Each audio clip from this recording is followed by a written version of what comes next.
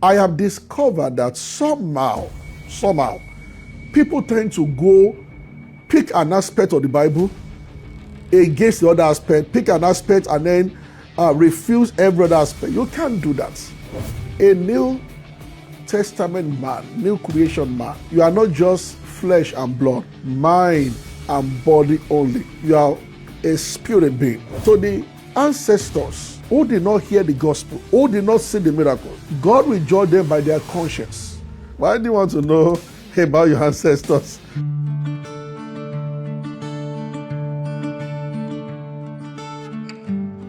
Pastor, there's this guy I know who relocated to Canada. Over there, his church teaches more about mindset, stewardship, and therapy. But anytime he faces a setback, he phones Nigeria saying, "Abeg, connect me to a strong prayer house. These people don't understand warfare." Is this a deliverance imbalance from our side, or is it that many Africans can't function spiritually without high-intensity intervention? Well, that's a very interesting question. Now, let's put it this way. We have to embrace the whole Bible. A part of the Bible teaches what you need to do with your mind. A part of the Bible talks about what you need to do with your spirits.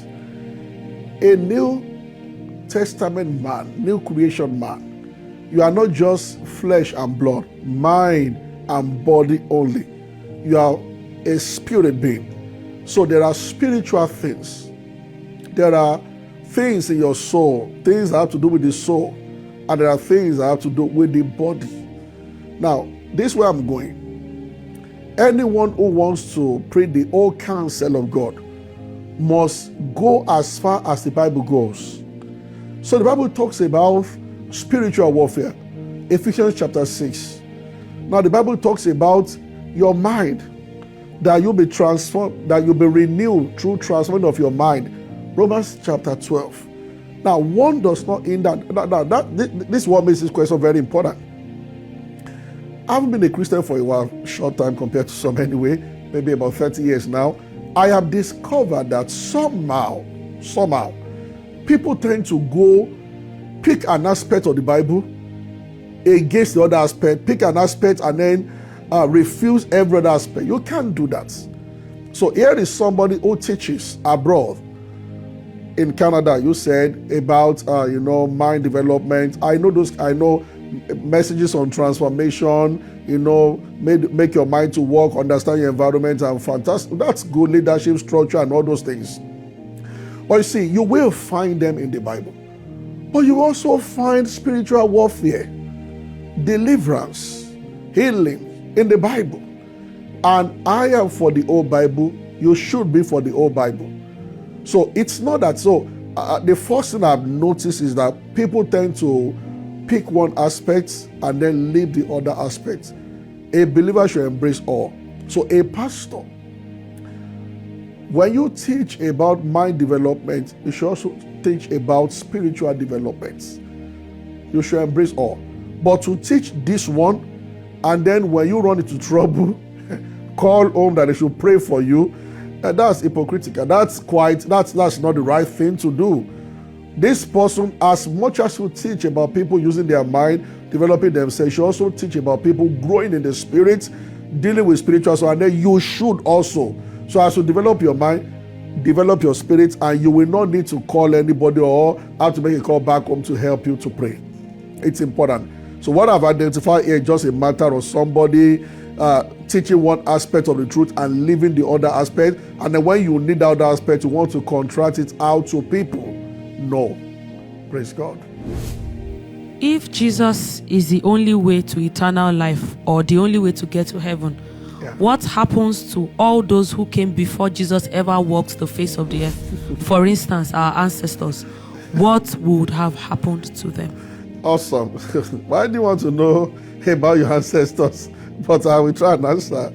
Well, we can just glean here and there from the scriptures and get some things. So Jesus answered this question. I saw it one day and it touched me very deeply. And I'm going to read from John chapter 15. John chapter 15 verse 24. So Jesus said here that if I had not done such miraculous signs among them, this is NLT, that none of them could do, they will not be guilty. But as it is, they have seen everything, yet they don't like me and my Father. Now, this is very strong. So I think in our part of the gospel, Jesus said again, he said, if I did not do the miracles that I did, if they did not hear the words that they heard from me, they would be guiltless. He said, but they have heard me and they still didn't believe. So now they are. So let's take a critical look at that first part. If they didn't hear, they didn't see the miracle, he said they would be guiltless. So the ancestors who did not hear the gospel, who did not see the miracles, God will judge them by their conscience. Now, please, if you are following me and you have a contrary view, don't get angry. There's no direct answer except what I'm reading from the Bible in that sense. If you have a contrary opinion, it's okay. But just understand the fact that faith comes by hearing.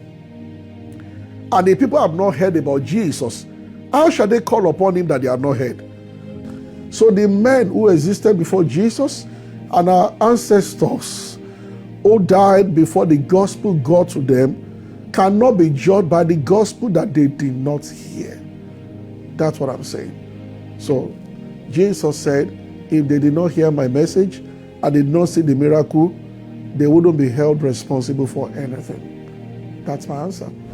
I know there are many questions out there. Please type the question, send it to the comment section, respond. Just send the questions to me, and by the grace of God, send it as you watch this broadcast. Send the questions, we'll answer them the following week by God's grace.